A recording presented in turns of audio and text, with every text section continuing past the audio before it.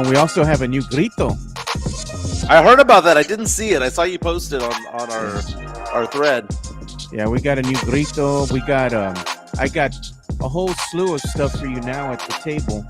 We have a tablet that has the sound bites all geared up and loaded up, but to make things easier for you, since you have limited space, I went ahead and have these programmable buttons that are right next to the laptop, just off to the left-hand side.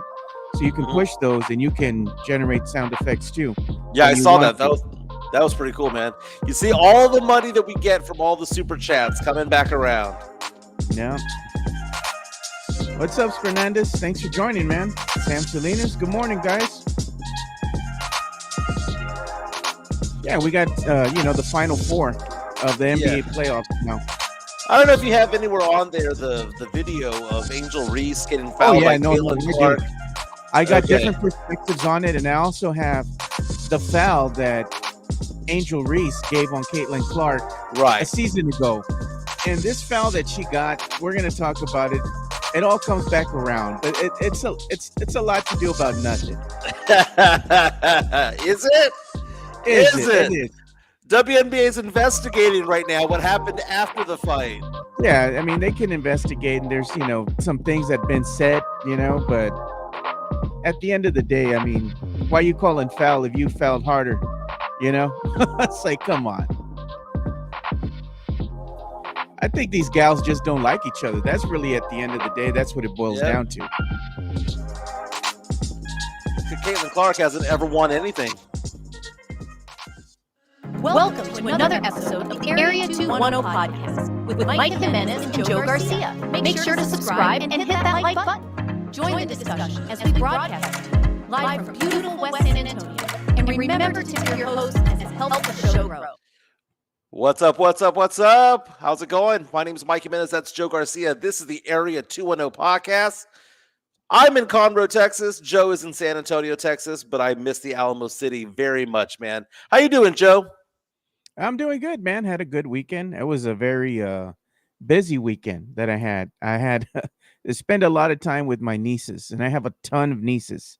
There's nothing going to bring you to your knees quicker than a little 5-year-old niece that I have here, man. She was running me ragged, had me all over Target. She had this whole thing planned out. She had me taking her to Target, Walmart, and where else did we go? Target. Oh, Starbucks. She wanted Starbucks. And then she's like, Uncle, I also want to go to the arcade. I'm like, girl, what are you talking about? She's like, Chuck E. Cheese. So I have to text my sister-in-law and my brother-in-law. And he's like, oh, yeah, she's talking about main event. I'm like, I knew she's trying to finesse me, man. 5 years old. I'm like, this little girl, man. Hey, that's a fun time. That's a fun age, man. Last night I watched season 1 of Breaking Bad. I had never watched the show in my entire life. Chica had never watched the show in her entire life, which is an iconic show. Walter White, all that stuff, right? I had never seen it. So we got really into it, and we binged the entire season 1, all 7 episodes last night. We started around 7 p.m., ended around 2 a.m., watched the entire first season. We'll be on season 2 tonight, so that was pretty interesting. We also checked out the movie Sinners over the weekend. I saw, man, you all are talking a whole bunch of nonsense about this movie. It's a good film. It's a good movie. In fact, I saw an article from Variety.com that says that Sinners should be nominated for upwards of 12 to 14 different Oscar awards. Now, it was all right. I had a friend who was like, dude, it was From Dusk Till Dawn Part 2, right? No, it was not. But it was a good movie. Well, we'll talk about that. We'll talk about any other TV shows I should binge or we should binge. Maybe are there shows out there that everyone has seen but you haven't gone through? For example, I've seen some of The Sopranos, but I didn't run through it all. And I would like to revisit that after Breaking Bad. But again, my name is Mike Jimenez. It's Joe Garcia. We talk sports, pop culture, nostalgia. We go every Monday through Friday from 10 to 11:30. And we try to make this so that it's enjoyable if you want to listen to it later on at noon, 5 p.m. A lot of people watch this show at midnight. We're now posting our shows back on Spotify, which is fantastic. We have a lot to get into in the world of sports. The NBA is down to the Final Four. We got the Timberwolves, got OKC Thunder. We've got the Pacers and the Knicks. There's going to be a superstar or a star player that wins their first chip It's kind of like a passing of the torch, right? Because we thought Denver was going to advance. We thought teams like Golden State might advance, the Celtics, but no, it's going to be a changing of the guard. A new face of the NBA is going to emerge in the next couple of weeks or so. We'll talk about that. But when it comes to basketball, really the biggest story of the weekend was not Game 7 in the Western Conference. It was actually Caitlin Clark against Angel Reese. It was Chicago against Indiana in the WNBA. More people came up to me and talked to me about that than they did about the NBA. Caitlin Clark assessed with a flagrant foul. Now the WNBA is investigating whether or not there were racial comments made against Angel Reese.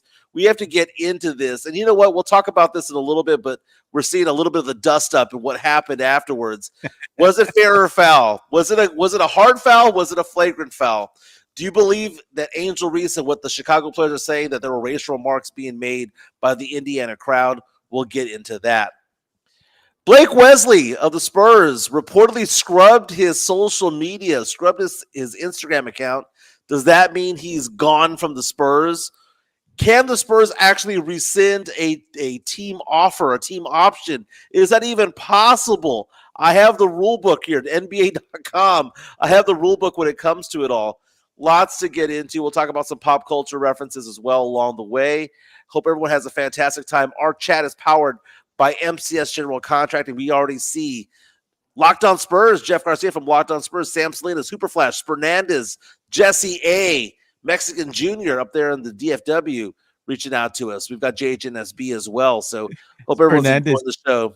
Fernandez is saying Blake's account is back.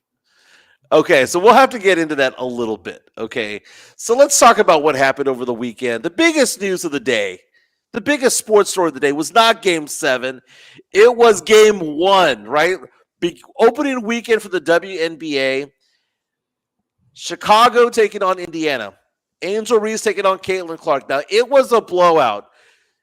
I saw this game. Chicago lost by 35. Chicago lost by 35. Indiana was in control of this game by the beginning of the second quarter on and dominated the second, third, and fourth quarter to win by 35. Caitlin Clark had a triple-double.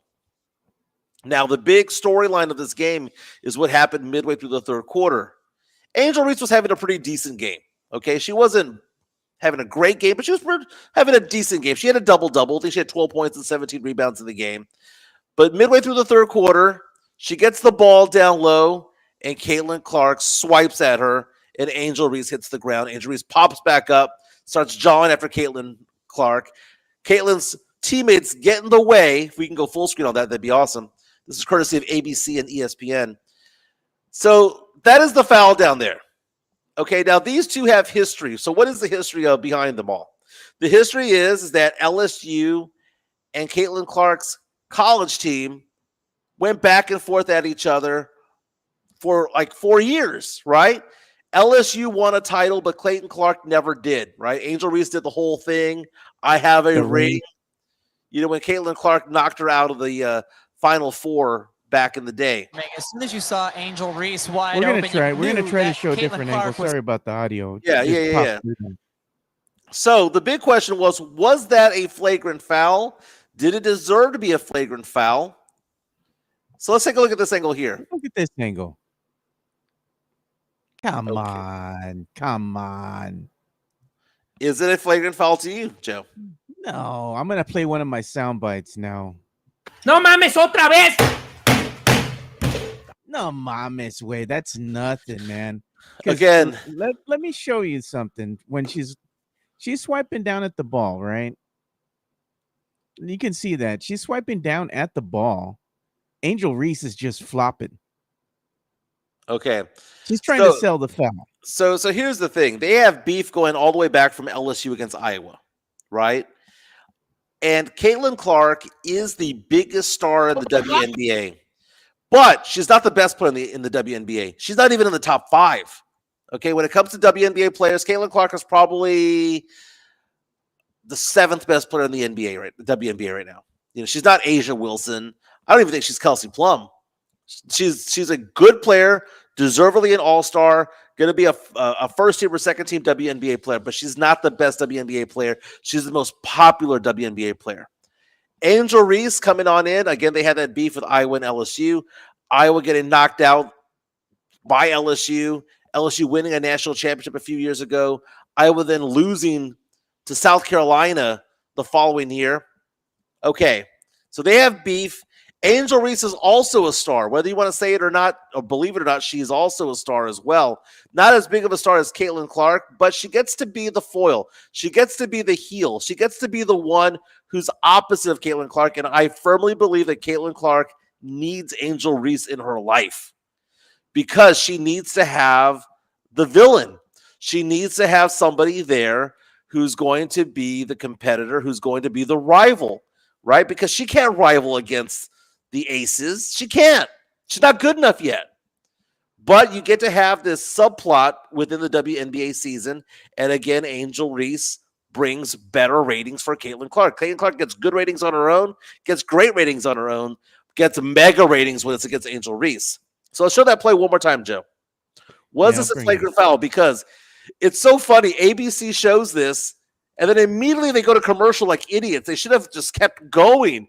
They come back, and you see the referees talking about it. The referees ultimately did assess a flagrant foul to Caitlin Clark. Caitlin Clark runs to midcourt to protest it, but Angel Reese goes to the free throw line, makes one of two. What's the definition of a flagrant foul? A flagrant foul is a foul that could be one of two ways.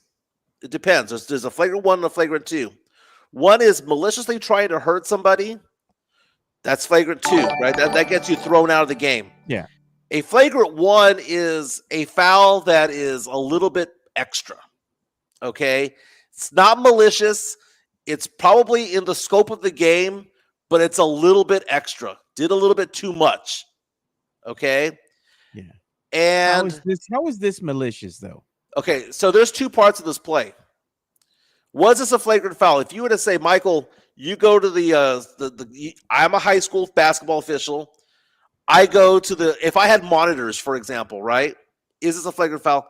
The answer is yes, it is. Okay. How? It's not the foul itself. It's the follow through is what it was. It was a great hard foul. What Caitlin Clark did was correct. You don't want Angel Reese to go over there and get a free layup. You want to send her to the line, right? Because she's not the best free throw shooter. You send her to the line. So it was actually the correct thing to do was for Caitlin Clark to go up there and foul her. No problem with that. I have no problem with how hard she fouled her. What got her in trouble was the follow-through extension with the arm. You know what? Fernandez brought up a good point, too, because he says nobody's talking about the push-off that Angel Reese had prior to this. They only show what Caitlin Clark did. Angel Reese pushed an opposing player underneath the basket. Yeah, it was for a rebound. And get the rebound, and Caitlin Clark saw that and then immediately went and fouled her to make her go to the line because she's not very good at the stripe. Well, that push-off that we see in basketball games 20 times a game. Yeah. It's like, was there a push-off by Angel Reese literally 2 seconds before? Yes. Could she have been called for over the back or a push from behind? Yes, she could have. But that's a play that we see 20 times a game. It's also a play that we see that whenever you have the guy or the gal that's in front trying to box out, knowing that they're not in position, will then flop forward. We also see that as well. But that has nothing to do with what happened here, because the question becomes, again, courtesy of ABC Sports and ESPN, was this a flagrant foul by Caitlin Clark? The answer is yes. It's yes. But it was also a good hard foul. It was a good hard foul that went a little bit overboard. A little bit over. Now, here's the thing. Angel Reese has fouled the living crap out of Caitlin Clark before. Was it as bad as what Caitlin Clark experienced by other players, Angel Reese included? No, it's not. Well, let's go ahead and take a look here. Let's revisit. She has obviously been fouled harder. Let's revisit this. So why is Angel Reese calling foul when she almost took Caitlin Clark's head off? It's called for a flagrant one foul. Look at that. Okay, go full screen that one.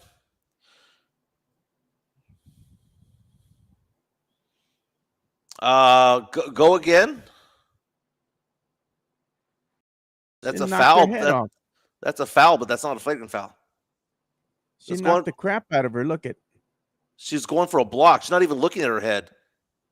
Oh, okay. Sorry, I was looking at 20. I was looking at 20. Come on. Play that one again. Play that one again. I was looking at 20.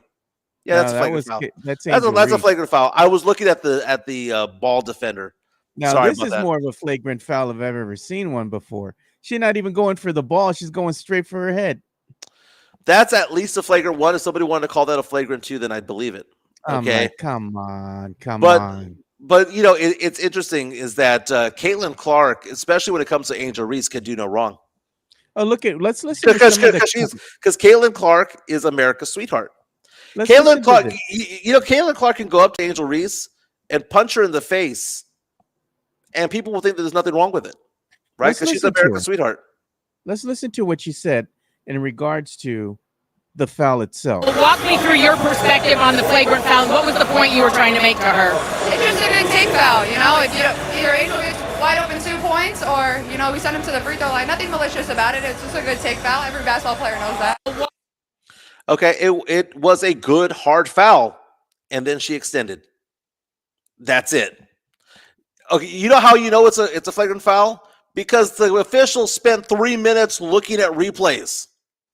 Who else knows? It's one thing if it was called a flagrant foul on the court, because I don't think you could call it a flagrant foul on the court necessarily. You have to review that, especially if you have the ability to review calls. You can't review that in high school. The officials went there and looked at it. All 3 officials agreed that it was a flagrant foul. So guess what it was? It was a flagrant foul. And we got But is it not supposed to be a flagrant foul because it's Caitlin Clark? Is that what we're saying? Because Caitlin Clark is America's darling right now in the WNBA. That it's and Angel Reese enjoys playing the role of the villain. Yeah. That it's not that Caitlin Clark cannot foul her too hard. It happened. It was a flagrant foul. The foul itself was a great hard foul. It was the push off afterwards that made it flagrant. It wasn't the foul itself. It was the follow through. It wasn't Caitlin doing that push off. That was Angel Reese flopping. Look at it again. I get it. Let's see it again. Let's see it it. again. Let's see it again. I get what you were saying. I mean, she just look at there you go. I can't see it. So here's the thing. It's the follow through that got her. The foul itself. Caitlin Clark is correct. There it is. You don't send her to the line. Well, what's the phrase? Earn them. That's not a foul. That's the foul. It wasn't the first part. It was that part right there was a flagrant foul. Man, I've seen harder fouls on the court over there, Miller's Pond, bro. But you know what? But you know what? Miller's Pond doesn't have 3 officials and 20,000 people in the stands. No blood, no foul, brother. Okay, look at it again. Look at it again. Look at it again. Look at it one more time. Show me that angle one more time. There you go. It doesn't matter as per that it says it's a flop or not. The first part right here, the first part, perfect, not good. The hack down, the hack down is a foul. The follow through is a flagrant foul. Pushed her. She went down, swiped at the ball. Angel Reese flopped and threw herself on the ground because she's trying to sell the foul. Okay, you hack it down, you're fine. That other part is a flagrant foul, and it's textbook, Joe. It's absolutely textbook. And for Caitlin Clark to go off and pretend like she didn't flagrantly foul her, she didn't foul her. She fouled her hard. Did. That was it. Foul, flagrant. Where's the flagrant? The flagrant was she had already fouled it. You can't foul somebody twice on the same play, Joe, because that's a foul and that's a foul. She didn't push her. So you're going to say that you can foul somebody after the whistle? She didn't do nothing to her other than foul her, and Angel Reese flopped to the ground. Joe, it is not a normal motion to do the arm whip that Caitlin Clark did. That is not a normal motion. That is a flagrant foul, and that's a textbook flagrant foul. She probably in retaliation for the player that I'm sure. And I don't. And here's the thing, Joe. I don't blame Caitlin Clark for hating Angel Reese. I don't blame her because you showed her take her head off last season. I don't blame Caitlin Clark for going after Angel Reese. I love the fact that she went after Angel Reese. I love that. I love the fact that she has a look in her eye like Joaquin Phoenix in Gladiator, the licking of the lips, because she wanted to have that venom. I love the fact that it was a hard foul. Yeah, we got this super chat that we got to get to, Mike. It does not mean that it was not a flagrant, though. Just because people like Caitlin and hate Angel Reese does not mean that it's not a flagrant. It is a textbook flagrant foul. All right. Every time we get a super chat, here comes the money. Here we go. Money talk. Here comes the money. So we appreciate the super chat, Sam Salinas. And there he goes, Mike. You want to go ahead and read it? Yeah, it says, wow, from the guy who doesn't acknowledge Kobe's greatness and puts LeBron in the top 5, officially paying for that No Mames clip. Let's hear it. Yeah, he wants. No mames otra vez. So guess what? It was a flagrant foul. But it was a flagrant foul that I welcome. I like the fact that they have beef. This is what makes it exciting. You don't have this necessarily in the NBA anymore. You have it in the WNBA. But what's weird about it is that Angel Reese is a good player. Caitlin Clark is a very good player, but neither one of them are necessarily that great yet because they're not top 5 in the WNBA. And probably Angel Reese never will be. That doesn't mean anything. It's just so funny is that people are like, well, it's part of the game. A double foul is not part of the game. Caitlin Clark fouled her twice. Fouled her, whistle, another foul. That is a flagrant foul because that means you're doing it on purpose. And I'm glad that she did. That's great. That's great for the sport. That's great for the drama. That's great for the theatrics. But guess what, Joe? It is a flagrant foul. It is a flagrant foul. Now, the next question is, did the crowd get racial towards Angel Reese? Because the team, Chicago Sky, says that they did. You saw this one guy going berserk in the front row. You can't be telling me that he was being clean out there. Of course racial shit was being said. Of course. It's Indiana, man. It's Indiana. Of course racial stuff was being said. I believe it. WNBA is investigating it, and they're trying to figure out what happened. But again, that's a bad look on the Indiana team. Because I understand that they support Caitlin Clark. And why do they support Caitlin Clark? Because she's great and because she's white.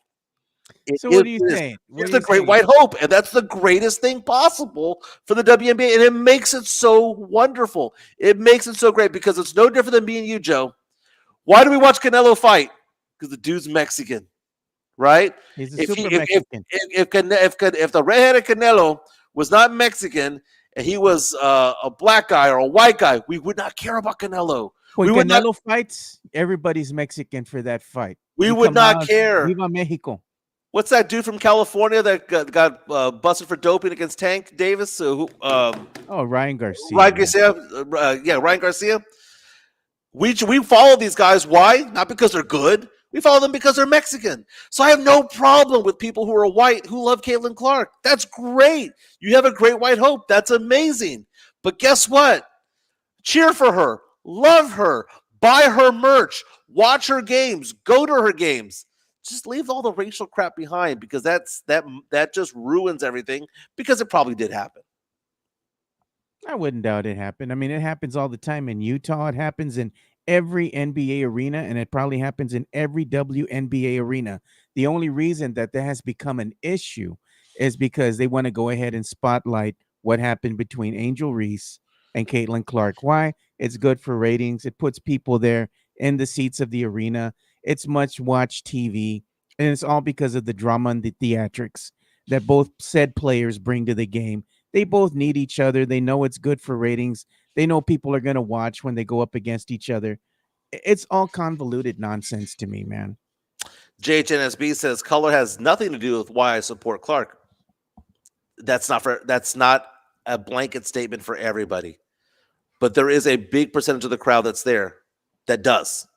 And there's a big percentage of America that does because she's white. And that's great, right? Because we see this in the NBA right now. Who's the best white NBA basketball player? Tyler Hero. And Tyler Hero is what, the 30th player in the NBA? Say what? Tyler Hero is the best white basketball player. American in the NBA.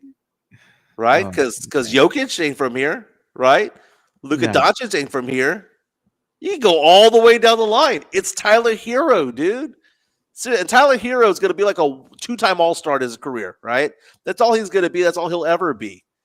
But I find the whole Caitlin Clark, Angel Reese thing to be interesting because there's so many different dynamics to go along with it. First of all, they're both really good players. Secondly, you have that rivalry that was that was brewing in college that we don't get in the NBA. The NBA, they're one and done, right? Where a bunch of 19-year-olds get drafted. But in the WNBA, you get 22-year-olds get drafted, and it makes it different. It's more theatrical. You get to see the rivalry build like we did with Magic and Bird back in the day. That's a beautiful part of it all. But the racial aspect, the racial component of it is true. Because here's the thing. If Caitlin Clark was not white, she wouldn't be as popular as she is today.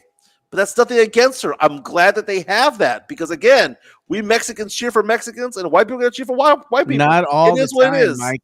You said some of these guys are too ethnic for you, brother. Hey, I cheer for Canelo. I cheer for Ryan Garcia. The only Mexican I didn't cheer for, Joe, Tony Romo. Right? He played for the Cowboys. Joe. No mames, otra vez. But Joe. Take away the players from it all, right? Take away Angel Reese, take away Caitlin Clark. You have two random players, right? Let's say that was a point guard of, let's say that point guard was Tyrese Halliburton. Let's say that down low you had a big guy like Karl Anthony Towns. And the exact same thing happened, you would consider it to be a flagrant foul.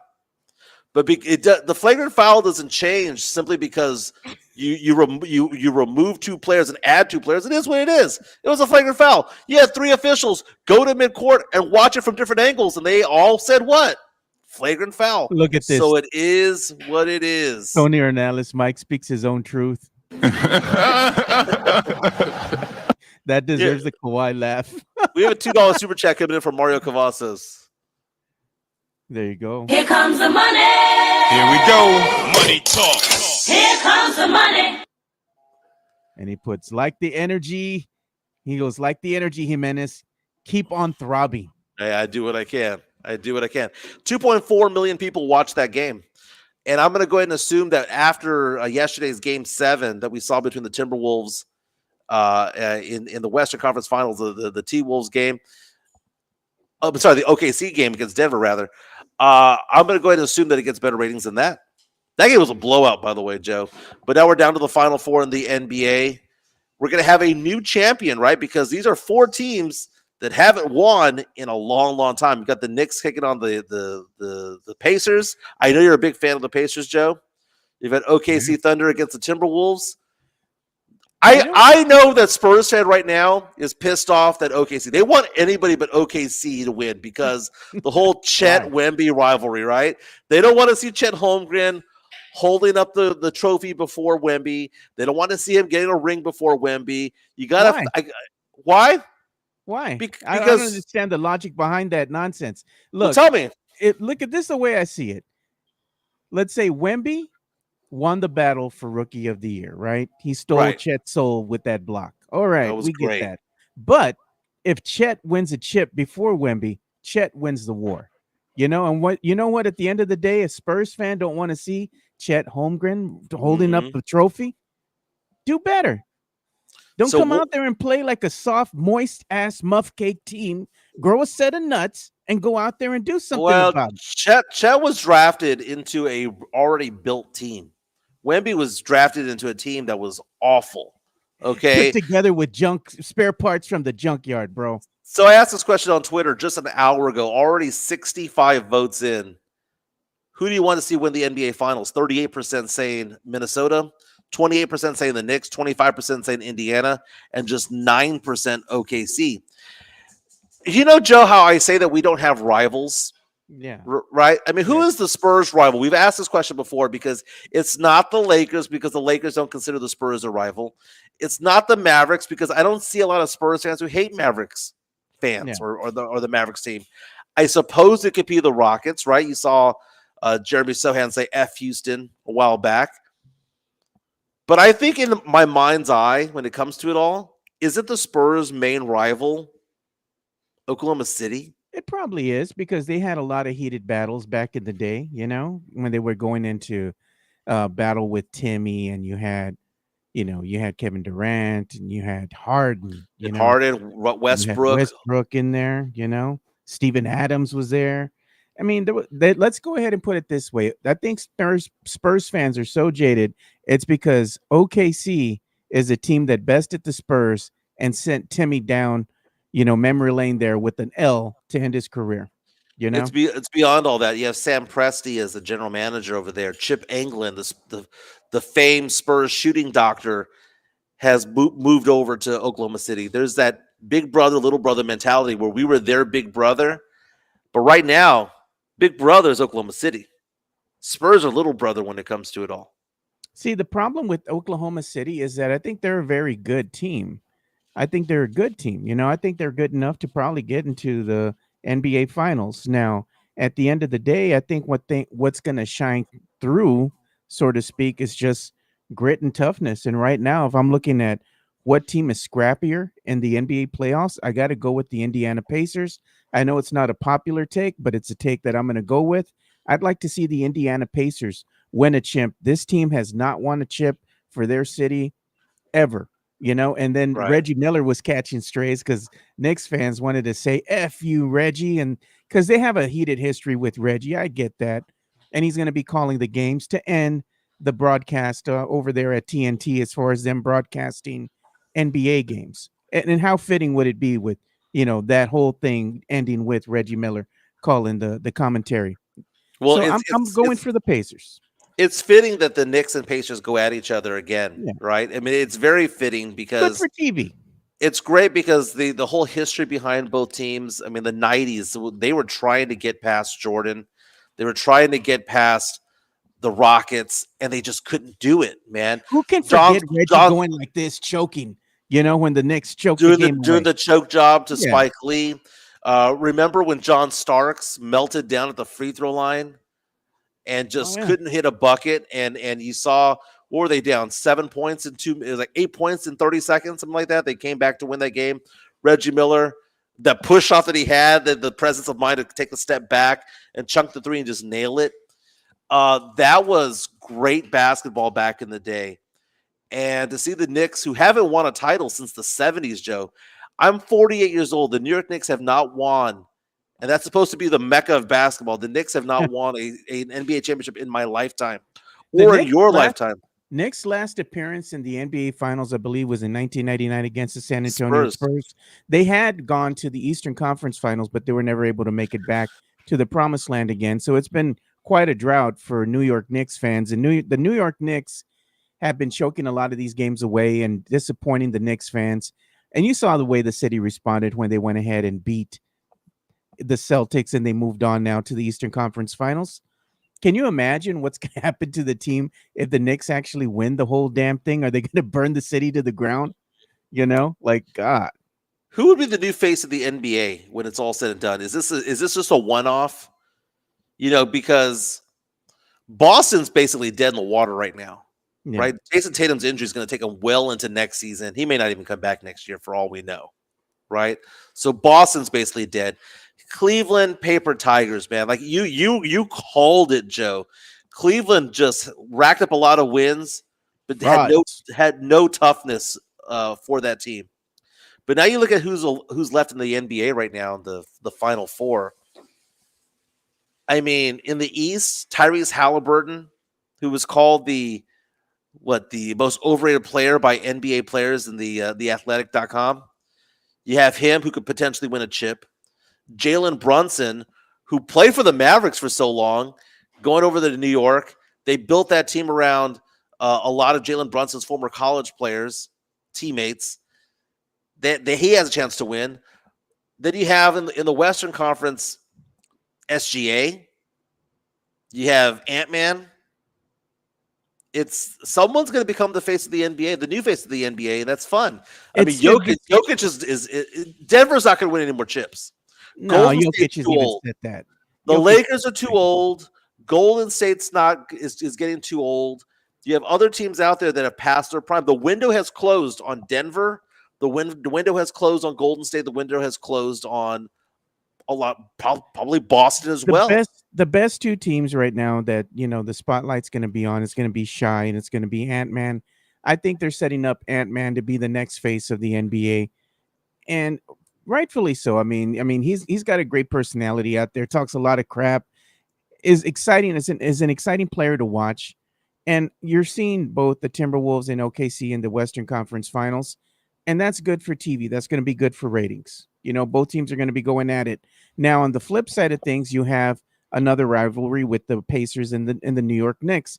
Unfortunately for the New York Knicks, I don't think they have the toughness to beat the Indiana Pacers. I believe the Indiana Pacers will go on to the NBA Finals. Now, the other thing is they're like, well, who's going to want to see the Pacers versus the Timberwolves? Well, hold on there. I think that the OKC, even though Spur fan hates them to death because they don't want to see Chet win a chip, I think you might see OKC and the Pacers going at it in the NBA Finals. Is it going to be let's say, a really highly touted NBA Finals? Probably not. But again, you're looking at all these teams that are in the finals right now and their conference finals. None of these teams are going to come out here, no matter who the matchups are, that are you're going to be out there and saying like, wow, this is going to be a great team to watch. I'm excited. They're going to bring in the ratings. It's not going to be that way. I mean, it's good for business if you have New York, don't get me wrong, because it's a big market team. They haven't been there in quite, some time. That would be a great storyline to go ahead and spin. But at the end of the day, are you going to get up for watching the New York Knicks versus the Timberwolves? Probably not. New York Knicks versus OKC? Okay, probably. I could see that. But the Pacers, if they go, no, Mike, who's going to watch them? No one's going to want to watch the Pacers. Exactly. Okay? It's so much so that if there was an NBA game going on where it's like the game one of the NBA Finals in Indiana, and Caitlin Clark is playing that day, they'll want to watch Caitlin Clark play a regular season game than the Pacers in the finals. Truly believe that. Indiana would be an awful draw for the NBA Finals. It would be, but it's fun to watch though. Yeah. For a small market team like San Antonio, it's fun to watch, right? Because you see all these big markets go down. You see the Lakers go down. It's like, you saw Shea with the Lakers in 5. It's fun to see them all go down. I don't see any team beating Oklahoma City in 4 times in a series. Yeah. Not going to happen. We saw Oklahoma City go down in a series, have home court stolen. But what I tell you, Joe, the best team always wins a 7-game series. Always wins a 7-game series. There's no way in the world Minnesota's going to win this series. And we got another incoming super chat we got to address here, and thank you so much for that. Here comes the money. Here we go. Money talk. Here comes the money. And it's from Taco Tuesday. Ant's personal life will keep him from being the face of the league. Well, you know what? The same could be said for one Rudy Gobert. He just kicked out his pregnant wife and his child. I saw that Day and gave him the boot and said, "Be gone." That's a very good point because Anthony Edwards has like several baby mamas, right? Is that the whole thing? Is he the one who cut a check for 18 years of child support at one time? He said, "Here you go, man. I'm done. I want nothing to do with the kid." I told the baby mama to leave. Yeah, that could prevent him from being the face of the league because, I mean, it has to be marketed, right? Yeah. And the fact of the matter is that Minnesota is not necessarily the place that the NBA wants to have their star player, the face of the franchise, be. It was hard enough for Milwaukee and Giannis to be the face of the to be the face of the league. Oklahoma City is interesting, man. They're going to win the title. And Spurs fans are going to get all butthurt about it. I hope they do. I hope they do. They're going to win. They're going to win it. If you don't like Chet holding up that trophy, then hopefully your team will get better. I want this San Antonio Spurs team to get better. I want them to play with some grit, and play with some nasty. And hopefully, when they go ahead and have that NBA draft, they can go ahead and draft said players that are going to help this team get better. But if you don't like seeing your rival go out there and thrive, play better. That's all you got to do. Boils down to how bad do you want it? There are different parts of the rebuild. Oklahoma City was in a full rebuild after losing Kevin Durant and Ibaka and all those guys back in the Westbrook and Harden and all those guys. They're about 3 years ahead of the Spurs when it comes to their rebuild, right? And I know that they're a very young team, but they started the rebuild faster and earlier than the Spurs did. So we hope that the Spurs are going to be as good as Oklahoma City 3 years from now, like OKC is today. But I don't see any team beating OKC 4 times in a series. Look at Sam Salinas. He goes, "What the hell are you talking about? What Spurs fans out there saying they hate OKC and don't want them to win?" It's an untruth. Well, Sam, let's go ahead and look at that. Let's go ahead and look at those poll results because, again, I knew the team with the fewest amount of votes would be Oklahoma City. I knew it. There you go. Still at 9% with 69 votes in. Yeah, but even on the X, like you go on the X, you go on Facebook and social media, you see the chatter with Spurs fans saying, they want any other team to win but OKC. They don't want to see Chet hold up that trophy. And it's just because you have the narrative of Chet versus Wemby and which is the better player and, all these other things that go on. But they have a lot of other things. There's Spurs connections there, There's a vocal hatred. There's a vocal hatred. There's a silent hatred, Joe. Do you believe that? Yeah. I interrupted. Keep going, sir. I'm sorry. No. I said there's just those connections that San Antonio has to OKC and the narrative between both teams. And OKC was, they were made fun of because they were stacking draft picks for so many years. And it's like, well, look at, even though they have all these stacked draft picks, they really haven't really amounted anything. And then lo and behold, what's happened is that the Spurs have fallen behind in the Western Conference while all these other teams have surpassed San Antonio. And now you see the fruit of their labor come to fruition here. And, you do got a little bit of jealousy there. If you're not kind of upset that OKC is flourishing, Timberwolves are flourishing. When you look at the Timberwolves of years past, they weren't a very good team at all. And the Spurs were still ahead of them. But slowly but surely, the Timberwolves have surpassed the San Antonio Spurs in the Western Conference. And it happens. I mean, every team goes through a rebuild. The Spurs had gone through theirs. Now they're in a reloading kind of mode. But if you want the San Antonio Spurs to have some relevancy here in the NBA playoffs and get to the conference finals and all that, it all starts with what's going to happen in this year's draft. And the team is just going to have to go ahead and play a better caliber of basketball because you see the disparity between very good teams and the San Antonio Spurs team, which is just It's a talent. It's a talent development, which is why we need a Dylan Harper on this team with the number 2 pick in the draft, because we saw when the Spurs were picking at 9 or not 9. Yeah, it was 9 when they got Jeremy Sohan back in 2022. You see Oklahoma City behind us getting Jalen Williams, and one's an all-star and the other one may not be here. Well, the other one might be what next year, Joe? Gone. And look at this. We got another incoming super chat we got to address here. Here comes the money. Here we go. Money talk. Here comes the money. Thank you, Sam. We appreciate it. He says, I officially dubbed today No Mames Monday. Gotcha, brother. No mames otra vez. They like that for some reason. You know what? Nobody's played for the grito. And I know. Brand new grito. We have a brand new grito. Okay, so that's going to take $5 to have the brand new grito. No, but I was going to the point that I think Spurs fans verbally and outwardly hate the Houston Rockets more than any other fan base, more than any other team, more than any other city. But when it comes to low-key, I think Spurs fans low-key hate OKC. They won't say it. It's not sexy to say because it's like, what have they done? Oklahoma City has not done anything to deserve any hatred. We can see Dylan Brooks with the Rockets. We can see Amen Thompson with the Rockets be jackasses towards Spurs players. Yeah. And you can go, okay, there's venom there. It goes back in time to the 90s and all that stuff. I get that. I don't think Spurs fans necessarily hate OKC Thunder. I think we're jealous of them. Look at JHNSB comes in right on cue. They are envious of OKC. That's exactly it. Lies JHNSB. We both hit the nail on the head at the same time.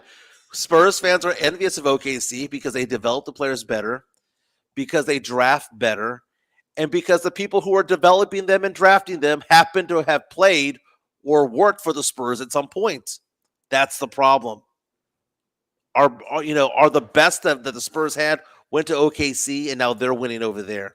And we're left with the ashes of what was left. Let's give some love to MCS General Contracting. They powered the chat with that Diamond Heart Concrete. Let's give some love to Chris Leha and the fellas.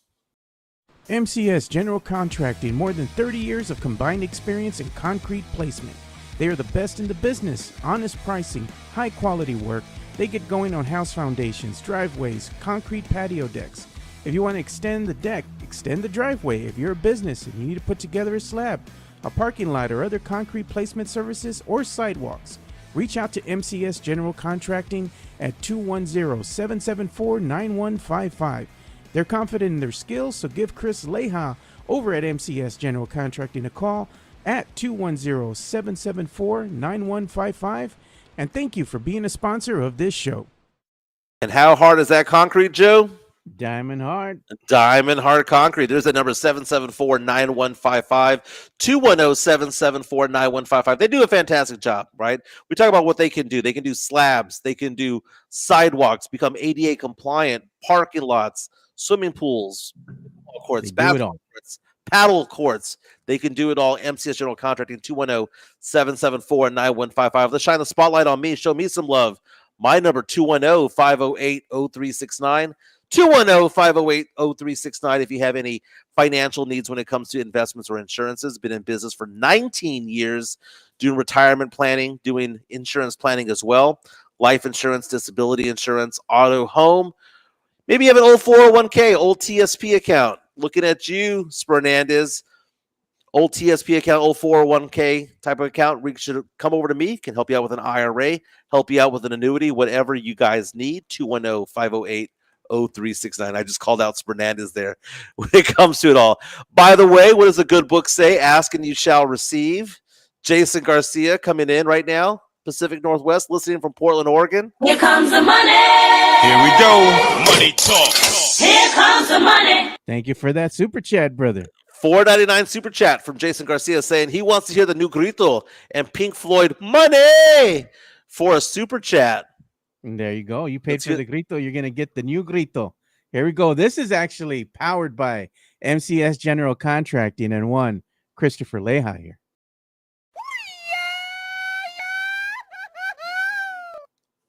I remember that. Wait. Play that one again. Yeah, I know where that's from. I know that's with the Three Amigos, isn't it? Did you CGI or what is it called? Yeah, AI'd his AI face. Slayout? Yeah. I'm still here, El Guapo. You know what? Let's give him the original Grito because I like the original. The Market one. I don't have the original anymore. I got rid of it. No, dude, that was classic. I have to off pleasure. Had to move on, dude. I had to move on. I don't have it. I mean, I have it here, but I don't have it loaded up. Okay. You know? Three Amigos is a great movie, man. Yeah. That's one of my favorite movies of all time. But the Grito's going to be changing, man. It's going to be changing. It can't always stay the same. So we got to evolve the Grito. But I made it shorter because everybody was like, that Grito's too long. So I'm like, all right, we'll go ahead and shorten the Grito, but we'll make it a little better. We'll make it better. It's going to evolve. July 26th says RIP Old Grito. I think people are going to miss it, Joe. They were tired of that old man. Joe, speaking of Gritos, I'm trying to convince Chica to go with me to go watch Metalachi perform. Have you seen Metalachi? I've seen them before. The heavy metal mariachi band? Yep. I've seen them twice. I went with my brother-in-law both times. It was so fun. Yeah, but I was gonna say that might be a little too ethnic for you, man. Dude, I've gone twice, man. I saw them both times. What is that theater that they have across the street from what used to be the Spaghetti Warehouse downtown? They always change the name, the Box or something like that. Oh yeah. It's in that industrial district there. Yeah. So I've seen Metalachi perform there twice. They're good. They're fun times. Okay. They play like Bon Jovi and Ozzy Osbourne music, mariachi style. You know what I was gonna go and do is I forgot where it is. I think it was the Empire Theater that they have a rock anthem kind of show that's gonna be coming up here. I think it's in June, and they play nothing but 70s and 80s rock from back in the day. And it's like a big old party there in the theater. I was thinking of taking my good friends with me and having some fun there. It's on a Saturday, so I might do something like that. That's kind of more my jam, playing all that classic rock from back in the day. That's like cool, fun. dude. Sounds like fun. Cool. Oh, we got another incoming super chat coming in. Let's see. It hasn't loaded on my screen yet. Hasn't loaded yet. The super chats. We get the notifications here faster than we do when they finally sync up. So here we go. Oh, here we Here go. comes the money. Here we go. Money talk. Here comes the money. Thank you, Matt Lerma. Matt Lerma saying, "Un mas grito, go Spurs, go." We like the guys we have, quote unquote. Yeah, here we go. Let's Thank hear you it. so much, Matt. Appreciate it. Let me go ahead and get rid of a super chat on screen real quick. There we are. And we'll play the new grito for you.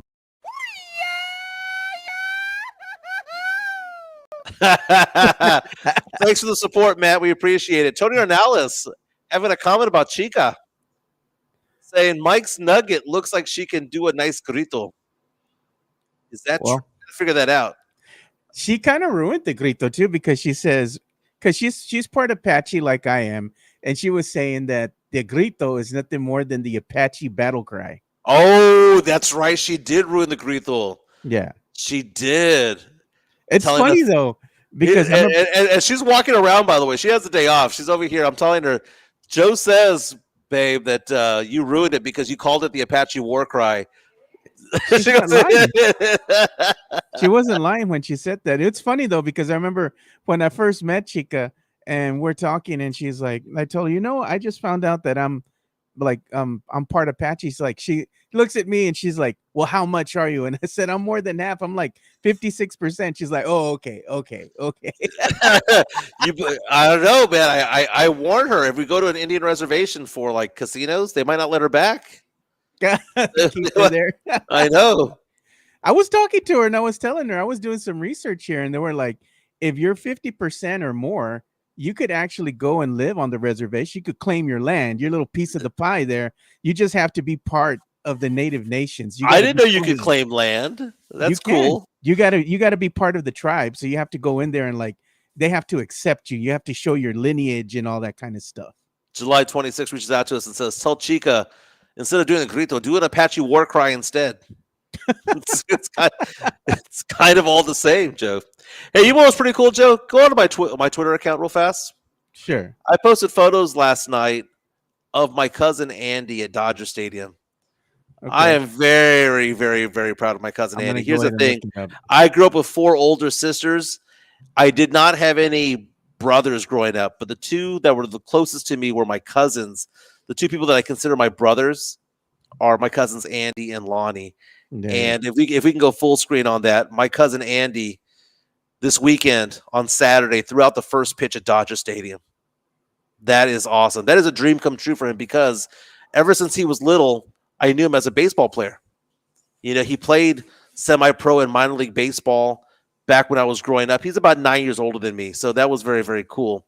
So I knew him as a baseball player. He wanted to do that for a living, got hurt, ended up becoming a firefighter, and he was named the 2024 Firefighter of the Year in Los Angeles. And because he got that honor, and because also he was manning the emergency response, he was in charge of the emergency response at the World Series there at Dodger Stadium, Chavez Ravine. They asked him to throw out the first pitch, and he did. And look at that form. You can tell he played baseball growing up, right? Yeah, he has a good form there, dude. Yeah, he's not tossing it. He's hurling it. Yeah. That's very cool, He got it over home plate, no problem. Yeah. Andy's my brother, man. Lonnie, his brother, also my brother. That was very cool, man. And his family was out there. That was amazing. I grew up. I remember going and watching his games when he was playing semi-pro ball. He played catcher and second base. And, dude, he could hit back in the day, man. He had a great arm. It was amazing, dude. Amazing. But what a moment, man, for my family out there in California. That Tony Ornales is requesting a nugget for the grito. I was like, all right, we'll see what we can do. Because like I said, the grito's going to change, man. Yeah. He says he doesn't like the new one. He goes, I'd buy that for $1. All your cousin has form. Well, July 26th saying these grito tariffs are hitting us hard. They are, brother. That's what happens with the tariff, man. Vande Selma Hayek grito. I could put her face on a nugget, maybe doing a grito. Yeah. Yeah. Okay. That'll happen. Hey, Joe, was Blake Wesley acting out over the weekend? I don't know, man. They said it was a glitch. It was a glitch in the system. Was it really? Okay, so for those of you who don't know, if you scrub your Instagram in sports, it basically means what? You're not going to want to play for that team anymore. Yeah. right? So the Spurs, Blake Wesley, reportedly scrubbed his Instagram and took down all the photos. Fernandez was telling us earlier that it appears that they're back on. But for some reason or another, his stuff was gone, right? And Blake Wesley, make no mistake about it, is the odd man out this year when it comes to the Spurs. The Spurs picked up his team option back in October of last year. And one of the questions I had this morning was, can you rescind a team option? Because I'm seeing these fake accounts out there saying the Spurs are going to rescind Malachi Branham and Blake Wesley. But the fact of the matter is, according to NBA.com and the rules that I've been reading, and yes, I did get nerded out this morning and started reading this. Here are the rules. You can't rescind it. So he's a Spur.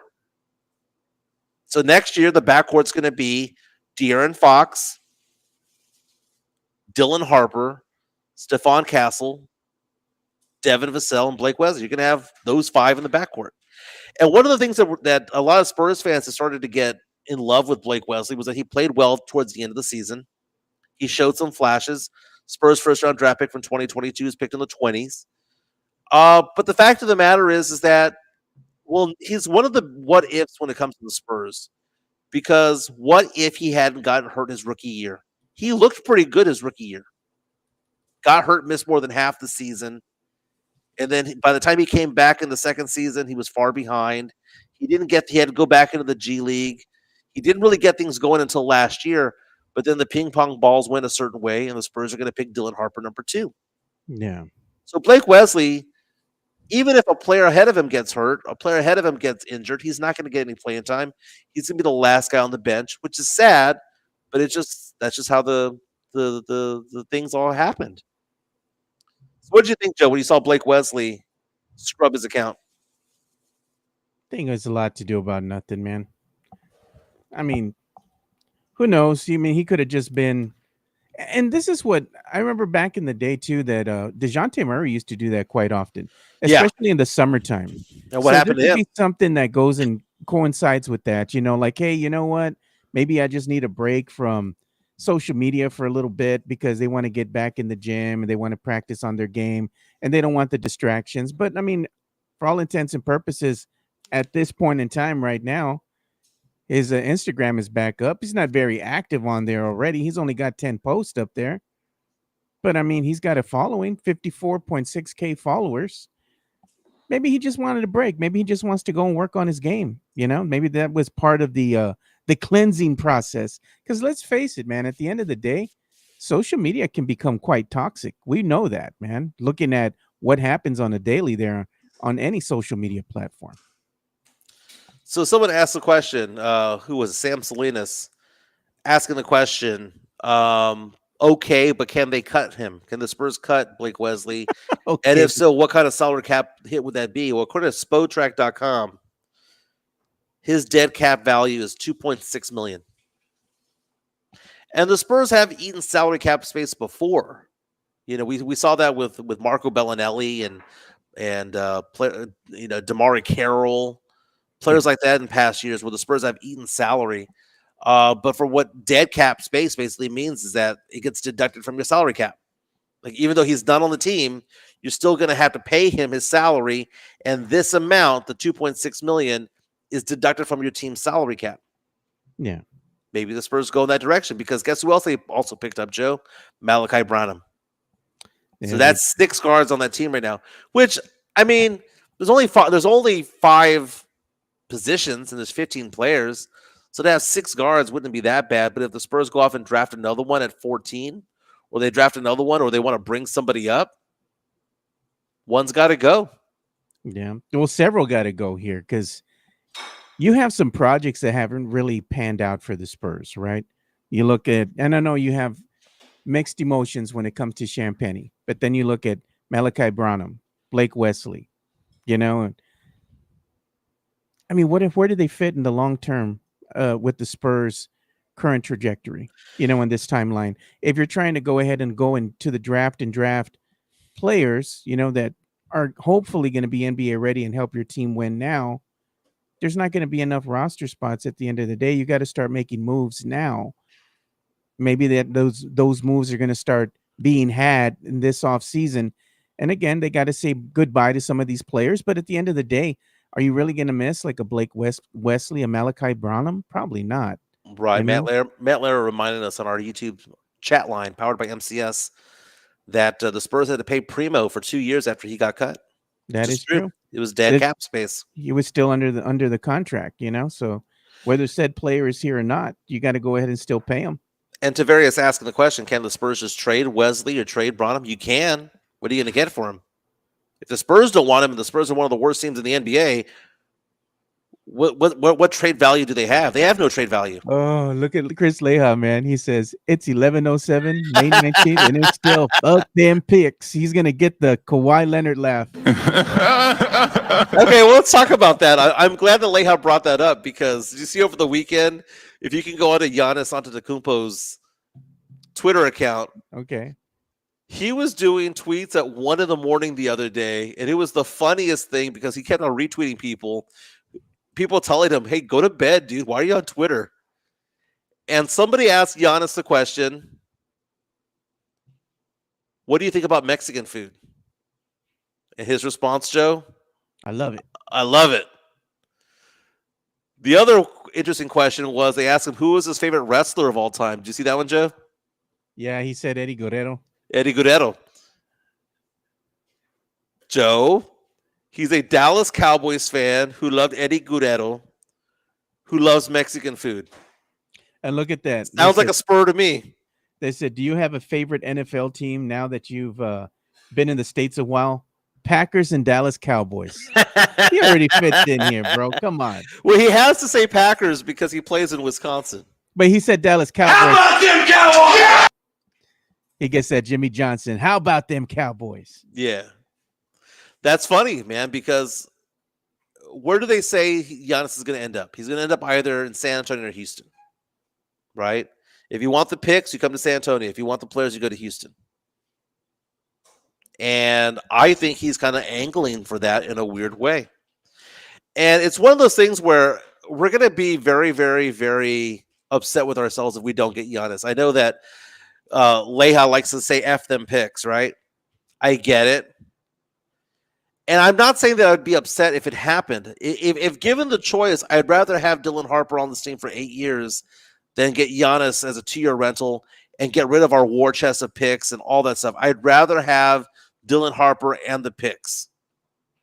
But if the Spurs package that and say, no, we're going to go get Giannis for 2 years, and we're going to pair Giannis with De'Aaron Fox and Wemby and Castle, wouldn't be against it. You're not going to hear me cry about that. We'd be one of the contenders for the Western Conference if that happened, Joe. Yeah. We're going to do something here that's going to be fun, though. Kind of moving along with the topics here. Yeah. I saw this from Spurs Muse on X, and I thought it would be a fun topic of discussion here. The Spurs bench Mount Rushmore. Who would make your Spurs Mount Rushmore? The bench players here. And of course, you got to have the GOAT on there. Number one would be no doubt Manu Ginobili. The two at the end are no-brainers. Patty Mills and Malik. And Manu. No, Malik and Bonner, the person who posted this obviously is showing their age. They can't be older than 35. I mean, Malik Rose, he was a good high-energy player, but he was undersized at his position, and he was more of a detriment than he was anything else out there when he would play in these games, because usually getting cooked because he's having to guard somebody who was bigger than him, and he was going to get cooked in the paint. But he did go and get the 50-50 ball, rebounds, give you that energy. He did a lot of little dirty things out there. But at the end of the day, the persons that I would put on this Mount Rushmore, where's Robert Horry? He ain't getting no love. That's why I put out my fingers like that, Joe. Number 5, Robert Horry belongs on that list. Take out Malik Rose, put Robert Horry. Robert Horry, who hip checked Steve Nash into the scoreboard, into the scores table back in the day. Big Shot Bob, who knocked down all those threes in game 6 and 7 in Detroit. Both games against Detroit to win the finals back in 2005 rather. Give me Big Shot Rob. I'd rather have that. Bonner's one of the team leaders all time in 3-pointers, but come on, man. There are better players than Bonner out there. There's got to be like Mario Ellie. I mean, I would pick a player like Mario Ellie. But why though? Mario Elie had a quick stint with the San Antonio Spurs. But Bonner overall, was there for a long. Bonner was there for a while, so maybe there is an argument there. Yeah, I mean, Bonner, the Red Rocket, the Red Mamba, he was pretty clutch when it came to shooting threes. I'm just gonna say, not like, he was out there for anything other than just doing that, but he had some memorable games as well. The other person that I would say deservingly so deserves a roster spot, maybe, or an honorable mention at least. What about Steve Kerr? Steve Kerr, that's a good pick right there. Matt Lerma says, does Manu really have to count as a bench player? I know he was, but come on, man. Because Manu's a Hall of Famer, right? Yeah. He was a six man of the year back in the day.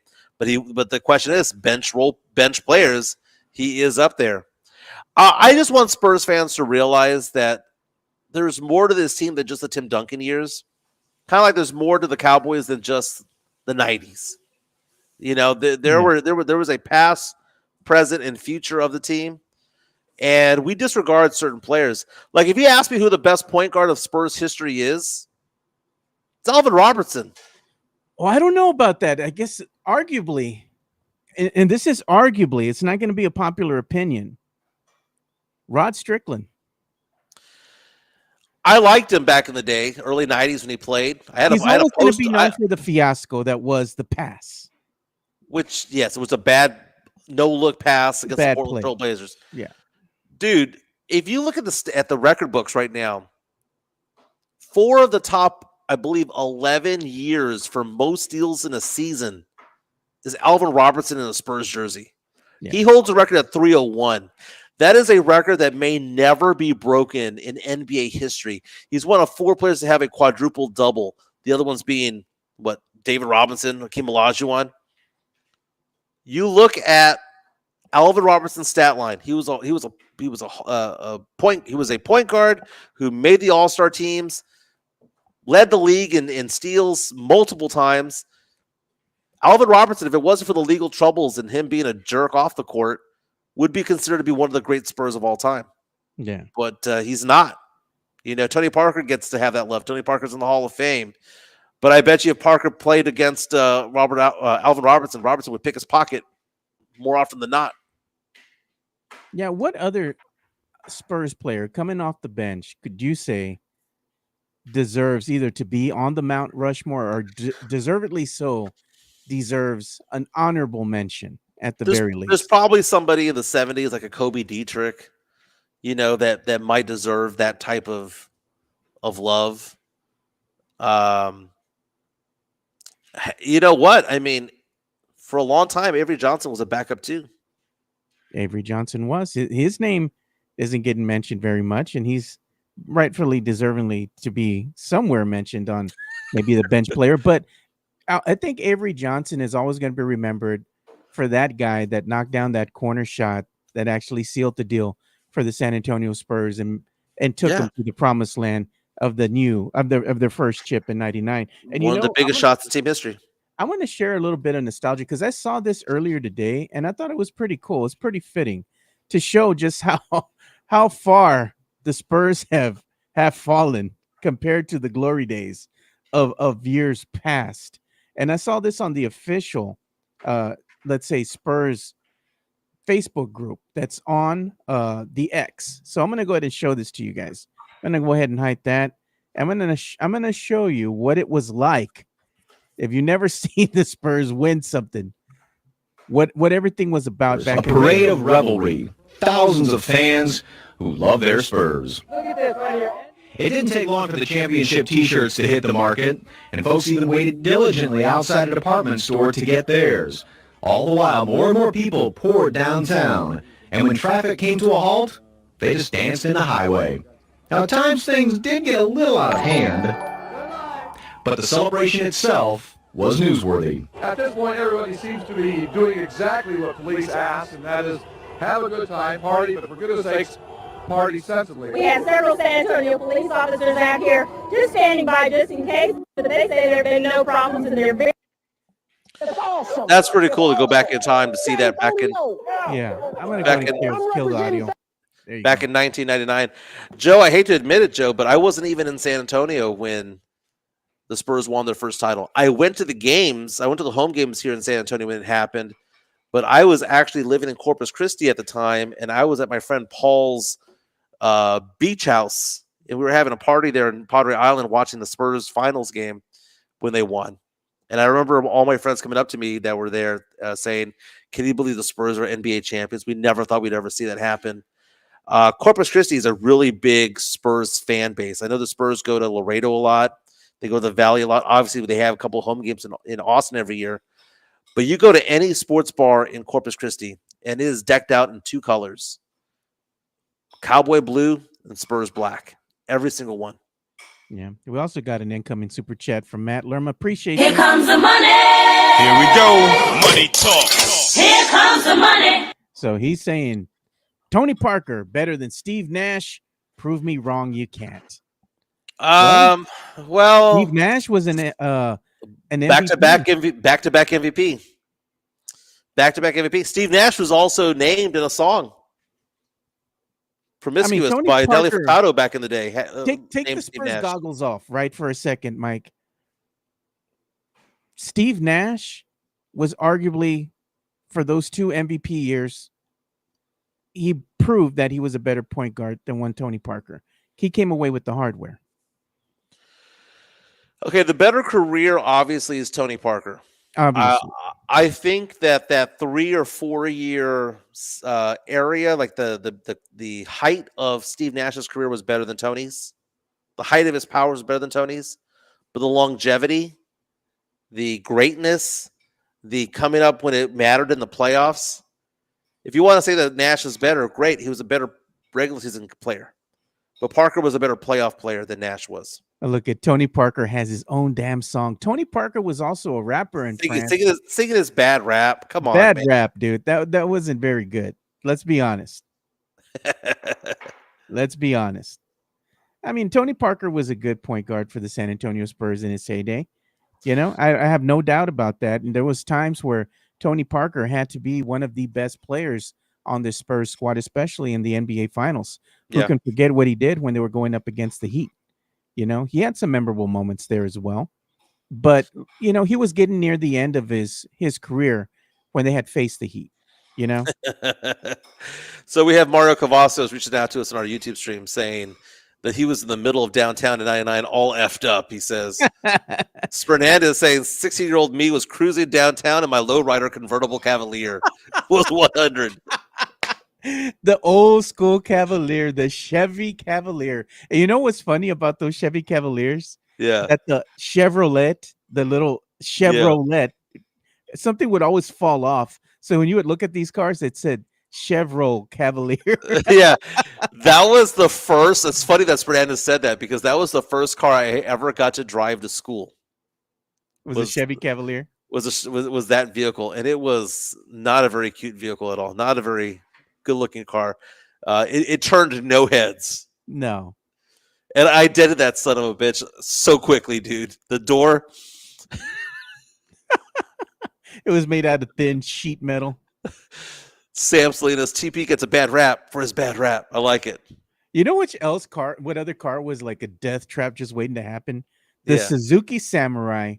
And the Geo Tracker. Wow. Remember that? The Geostorm Tracker? Yeah. That car, man, if you turned 30 miles an hour and you just took an abrupt turn, man, that thing was kind of rickety. It wanted to flip over every time you did a turn, dude. I was always scared.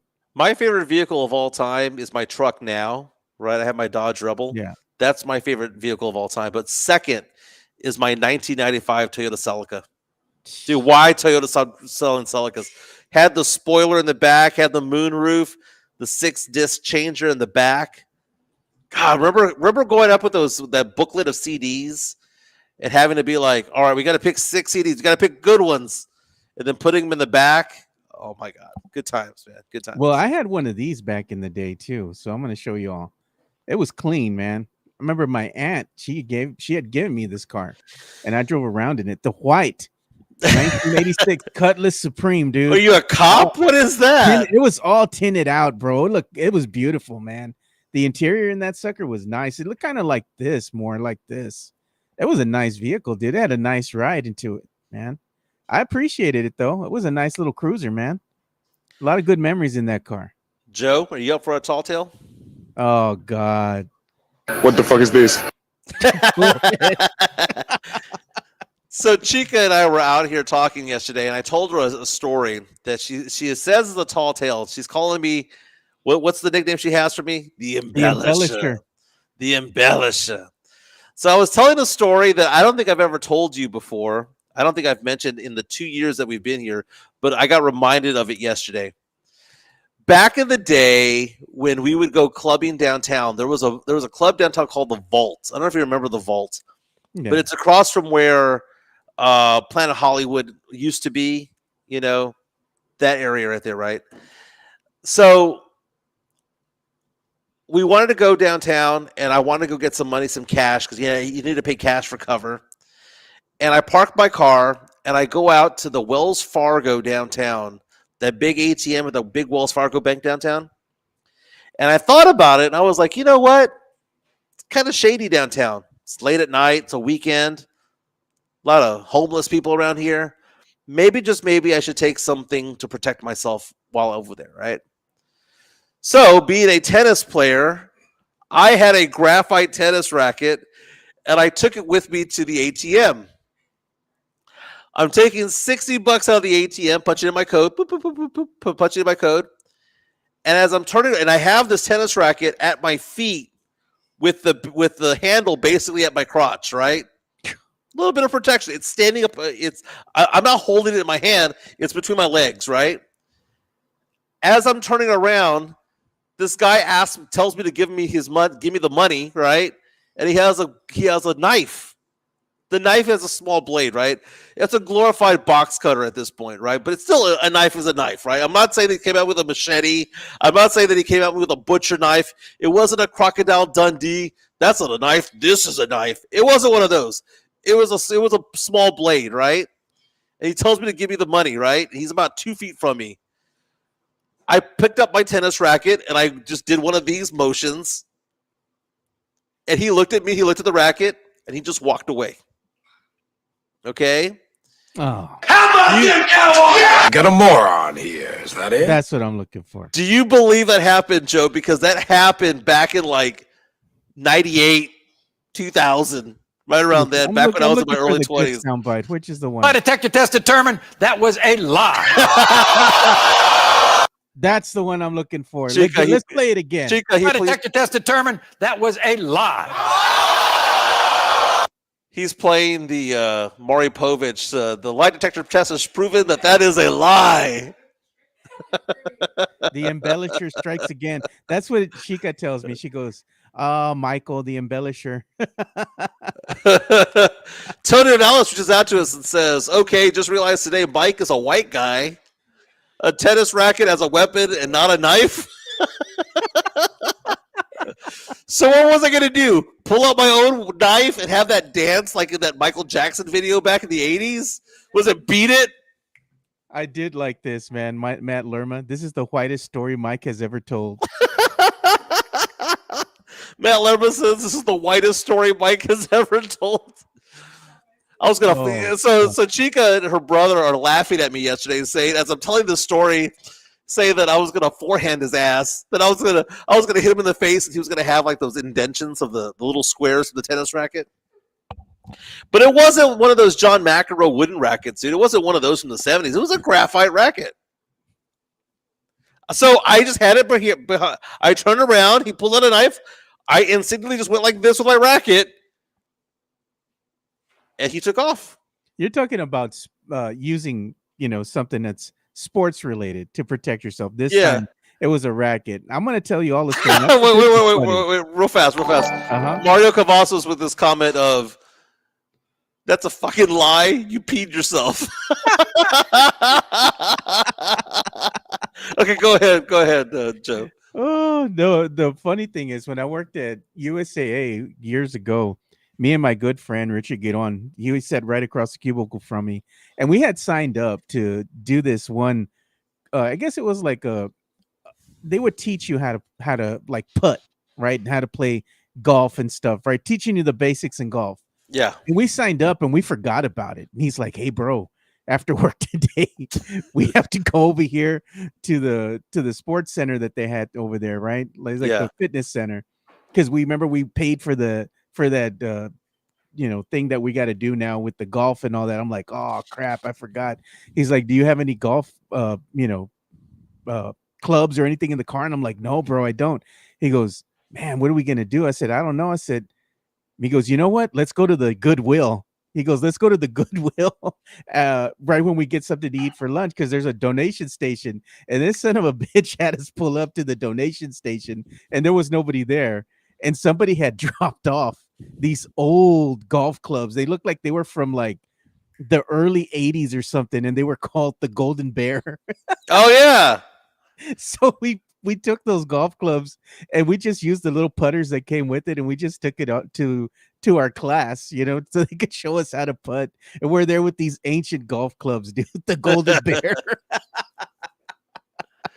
We made the best out of that situation, but I thought it was funny, dude. That's awesome, dude. You have any golf clubs? No. Let's go to the Goodwill, stealing from the freaking donation station. Look at did Jimenez say he put tennis rackets between his legs? Yes, I put not tennis rackets. I put a tennis racket between my legs. Tony says Mike should have gone to Alamo Heights instead of Holmes. God. SR 2001 says, okay, Juanito McEnroe. And look at this. Jason says he'll drop $5 for an off-camera Chica war cry. Okay, so Jason Garcia, who's watching from Portland, Chica, says that he's going to tip us $2 right now. No, $5. Oh, no, $2 right now. He already tipped right $2. Now. He's already tipped $2. He's going to tip $5 if you done that. Doesn't have to be on camera. He says off camera. He wants to hear your Apache war cry.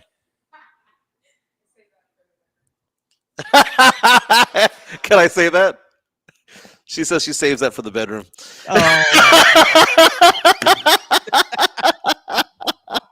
That is a very Chica response, man. Oh, God. Goodness. Chica making an entrance. Yep, Chica's on one today. I like Fernandez saying that his weapon of choice back in the day was the club. the club. That could double as a weapon. It was like a big ass wrench, is what that was. Remember that thing? You used to have that on your steering wheel. Remember? Yeah. Remember that scene from the movie Swingers when they all pull up at that one little that lounge, and all 5 of them do it simultaneously. Oh God! Hey, thank you, Jason. By the way, for the $2 tip. Appreciate you, Jason. So tonight, Mike, voice memo. This is your homework. Due tomorrow at 10.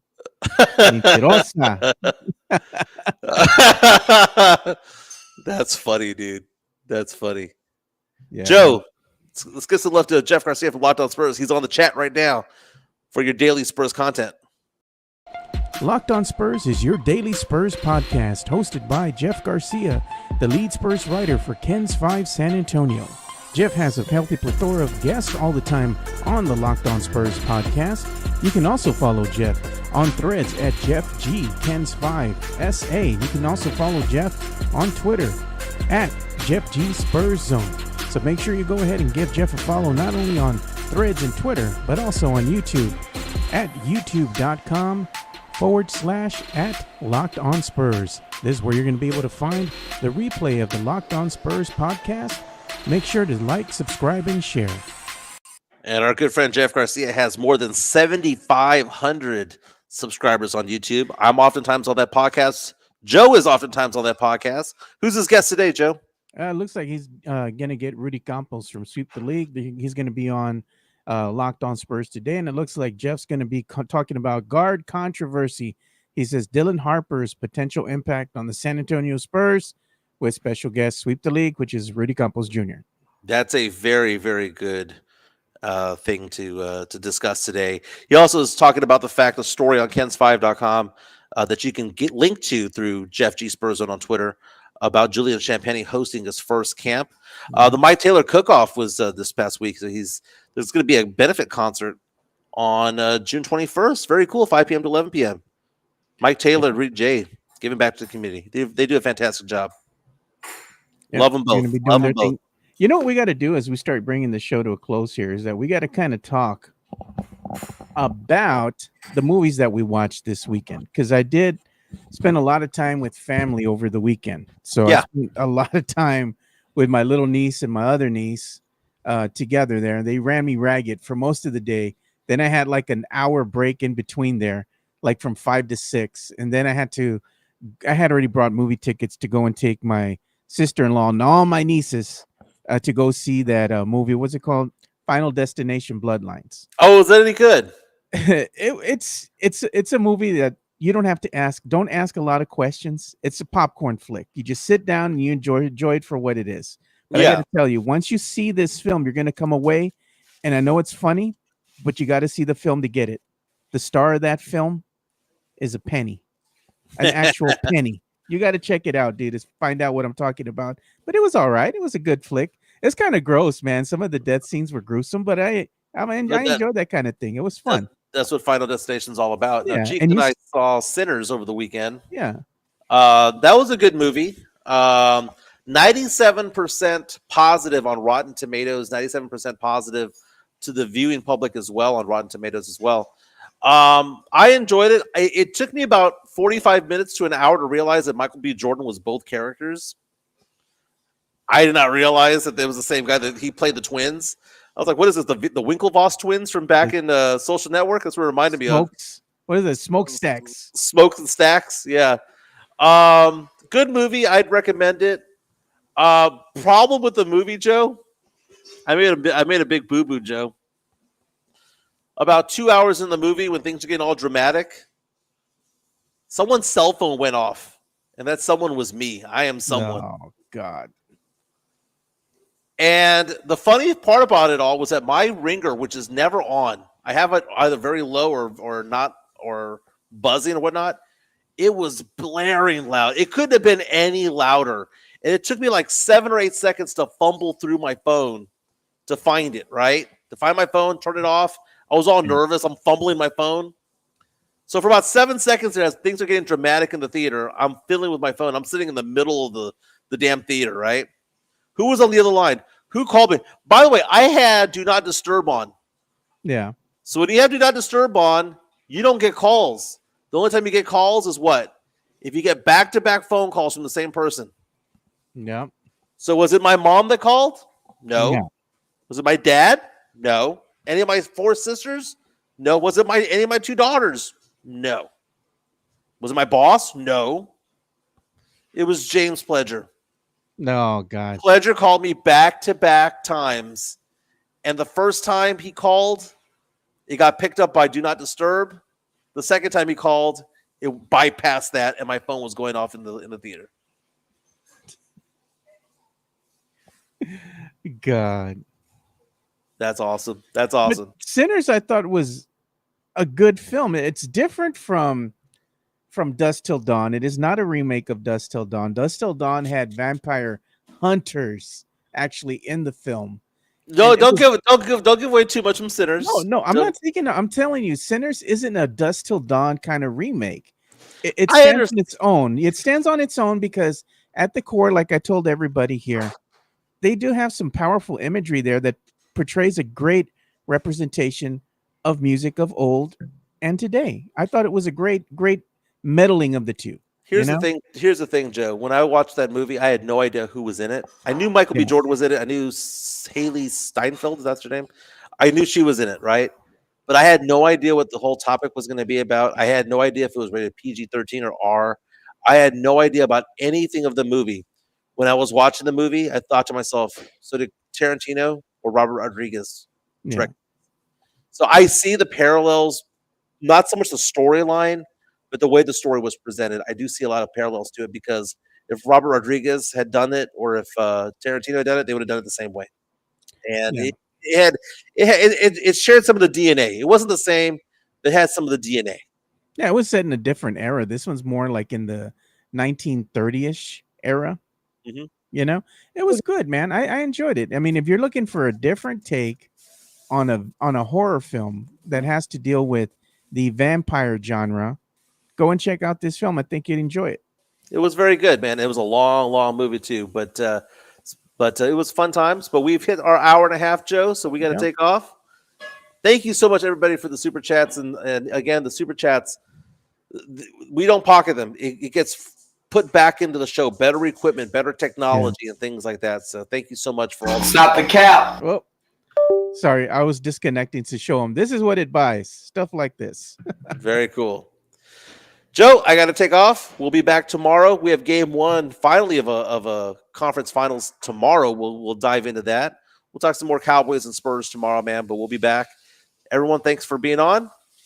Chica, thanks for being on. We'll be back tomorrow. All right. See you boys tomorrow. We're out. Peace.